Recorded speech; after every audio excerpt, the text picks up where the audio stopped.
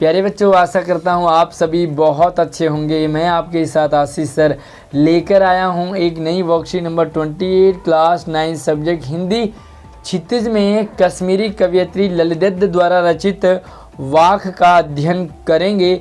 और इससे पहले हम वाक की कुछ वर्कशीट पढ़ चुके हैं, तो चलिए जानते हैं कश्मीरी कवयित्री ललित हमें वाक के माध्यम से क्या संदेश देना चाहती हैं। पूरी वीडियो के साथ एंड तक बने रहें और आगे बढ़ने से पहले वीडियो को लाइक करके अपने दोस्तों को भी ज़रूर शेयर कीजिए। हमारे चैनल को सब्सक्राइब करने के साथ ऑल नोटिफिकेशन भी ऑन ज़रूर कीजिए ताकि हमारे द्वारा लाइव क्लास में आप ज्वाइन हो सको। तो चलिए शुरू करते हैं और आज की जो हमारा वाक है इसे हम थोड़ा सा पढ़ते हैं और समझते हैं। तो चलिए देखते हैं, गाते हैं थोड़ा सा इसे और आप भी मेरे साथ ज़रूर ट्राई कीजिए गाने की। मुझे उम्मीद है आपको मेरा गाना, मेरा पढ़ाना और मेरा समझाना तीनों अच्छा लगेगा।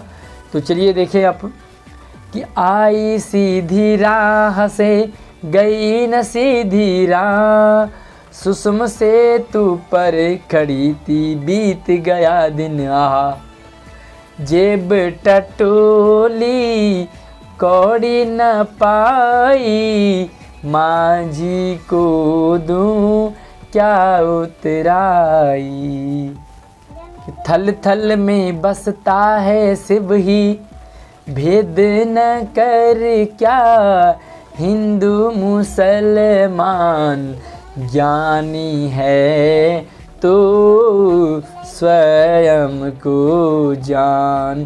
तो कैसा लगा आपको मेरा गाना?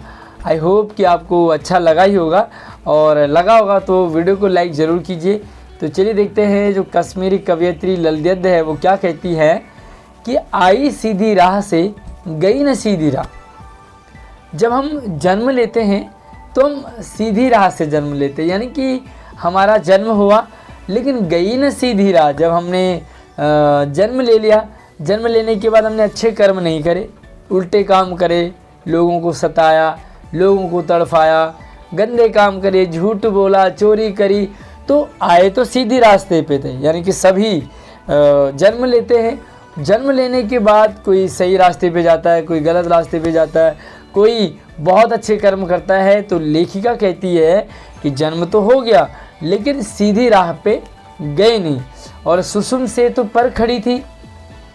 जब सुषुम सेतु कहते हैं लास्ट बॉर्डर पे, जब इंसान का अंत समय आता है तो वहाँ की बात कर रहे हैं कि सुषुम सेतु पर खड़ी थी और बीत गया दिन आह, पूरा दिन बीत गया, पूरे दिन भर हमने कुछ भी अच्छा काम नहीं करा, कुछ भी किसी का फ़ायदा नहीं, किसी कोई परोपकार नहीं, कोई पुण्य नहीं करा।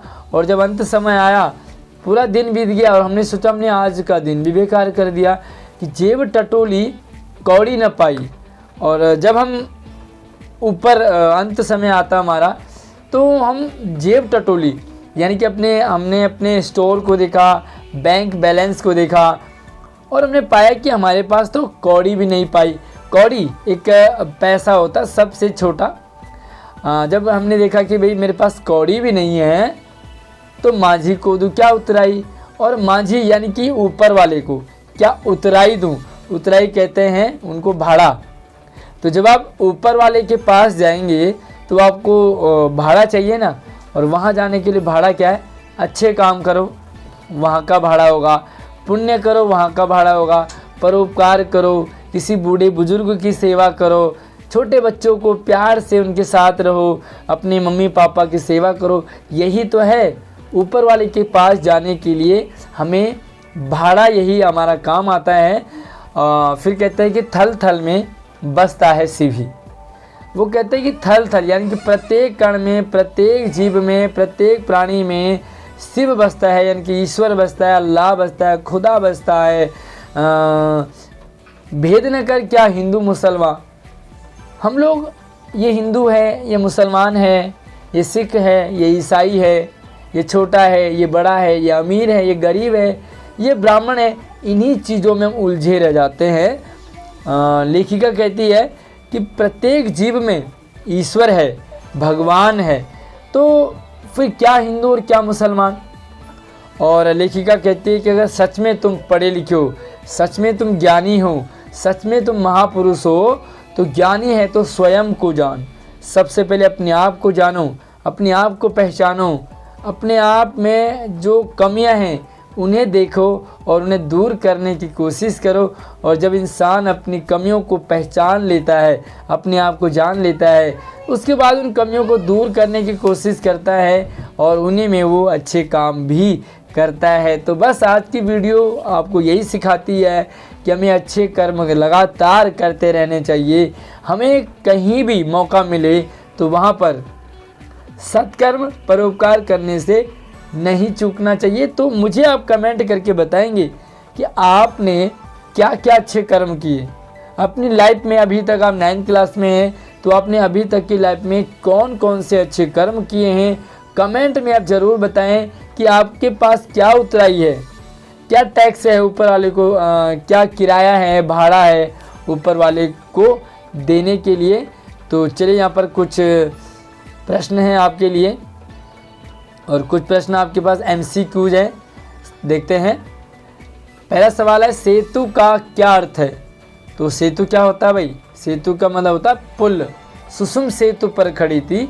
जो सेतु है ना, अंत समय में जब पुल के पार जाना होगा तो हमें क्या चाहिए भाई? नदी पार करनी है, नाव आएगा तो नाव के लिए किराया चाहिए। तो सेतु का अर्थ होता है पुल, ठीक है। और दूसरा सवाल है यहाँ दिन की तुलना किससे की गई है। दिन की तुलना किससे की गई है? यानी कि बीत गया दिन आहा, तो क्या बीत गया? हमारा जीवन बीत गया। हमने अपने पूरे जीवन में कुछ अच्छे कर्म नहीं करे और जब दिन बीत गया, हमारा जीवन बीत गया, हम अंत समय में हैं मरने को, तो उसके बाद हम सोचते हैं। तीसरा सवाल यहाँ कौड़ी किसका प्रतीक है? कौड़ी, जेब टटोली कौड़ी न पाई, तो कौड़ी किसका है यहाँ पर? सत्कर्मों का, ठीक है। अच्छे कर्म ही यहाँ पर पैसे है, अच्छे कर्म ही यहाँ पर कौड़ी है। चौथा और पांचवा सवाल मैं आपको रिटर्न में दिखाता हूँ और एक गतिविधि भी है, गतिविधि को भी देखते हैं। तो चौथा सवाल है थल थल में बसता है शिव ही, पंक्ति से कवयित्री का क्या आशय है? थल थल में बसता है शिव ही, पंक्ति से कवयित्री ईश्वर के अस्तित्व को हर एक जगह एवं हर एक जीव में स्वीकारती है। यानी कि कवयित्री कहते हैं कि हर एक जीव में, हर एक प्राणी में, हर एक जगह शिव है, ईश्वर है। कवयित्री कहती है कि ईश्वर अल्लाह में भेद नहीं करना चाहिए क्योंकि भगवान सभी में है और सभी जगह में है, इसलिए हमें अंतर नहीं करना चाहिए। पांचवा सवाल है स्वयं को जानने पर जोर क्यों दिया जा रहा है? तो कवयित्री पंक्तियों के माध्यम से कहना चाहती है कि हमें धर्म के नाम पर हिंदू मुसलमान में अंतर नहीं करना चाहिए। धर्म के नाम पे लोग लड़वाते रहते हैं, हिंदू है मुसलमान है। हमें अपने आप को जानने का प्रयास करते हुए अपनी कमियों को दूर करना चाहिए। सबसे इम्पोर्टेंट चीज़ हमें अपने आप को देखना चाहिए, मैं क्या हूँ और मुझे क्या करना चाहिए। मुझे दूसरों के ऊपर आरोप और कमियां नहीं निकालनी चाहिए, बल्कि सबसे समझदार इंसान वही है जो अपनी कमियां देखे और उन कमियों को दूर करने की कोशिश करे। एक्टिविटी है आपके पास। पहले के समय में समाज में विभिन्न प्रकार की मुद्राएं चलती थी। मुद्रा यानी कि पैसे। आजकल चलता 2000 का नोट, 500 का नोट, है ना। लेकिन पहले क्या चलती थी? मुद्राएं चलती थी। जैसे कौड़ी, कहते ना फूटी कौड़ी नहीं दूंगा, तो कौड़ी चलती थी। एक मुद्रा थी जो पानी के एक जीव का आवरण होता है। जो कौड़ी है वो पानी में एक जीव होता है, उसके शरीर से निकलता है कौड़ी, लेकिन हम उसे पैसे के रूप में, और वो इतना छोटा होता है कि तभी कहते मैं तुझे फूटी कौड़ी भी नहीं दूंगा, यानी कि इतनी छोटी चीज़ भी नहीं दूंगा। इसी प्रकार अन्य मुद्राओं के बारे में भी जानकारी हासिल करके एक अनुच्छेद लिखना है। तो चलिए छोटा सा मैंने आपको यहाँ पर एक कहानी बताई है। चमड़ी जाए पर दमड़ी नहीं देगा, एक कहावत है। एक धनवान सेठ नौगर लाल थे और उनका नाम नौगर लाल था, और कहते हैं कि उनके घर में एक बार चोर आ जाते हैं तो वो पैसों को छुपा देता है और चोरों को पता लगता है कि भाई इनके घर में तो पैसे हैं। चोर उनके बेटे को पिटाई करते हैं, उनकी बीवी की पिटाई करते हैं, उनकी भी खूब पिटाई करते हैं, लेकिन वो पैसा नहीं देता है। अपनी बीवी बेटे खुद की भी चमड़ी उधड़वा दी थी, मतलब चमड़ी भी उधार दी। इसीलिए कहा कि चमड़ी चली जाए, मतलब चमड़ी उधर जाए, लेकिन दमड़ी नहीं दूंगा। दमड़ी यानी कि एक पैसे का बहुत, रुपए का बहुत छोटा हिस्सा, यानी कि चंद पैसे भी नहीं दिए। इसी तरह से 16 आने सच बात आपने सुना होगा कि उसकी बात तो 16 आने सच निकली। 16 आने सच का क्या मतलब है? 25 पैसे अर्थात 4 आना। 25 पैसे को कहते थे 4 आना पुराने ज़माने में, और 50 पैसे को 8 आना कहते थे। आपने आपके घर में बूढ़े बुजुर्ग होंगे, उनसे पूछे 8 आना क्या होता है, 4 आना क्या होता है।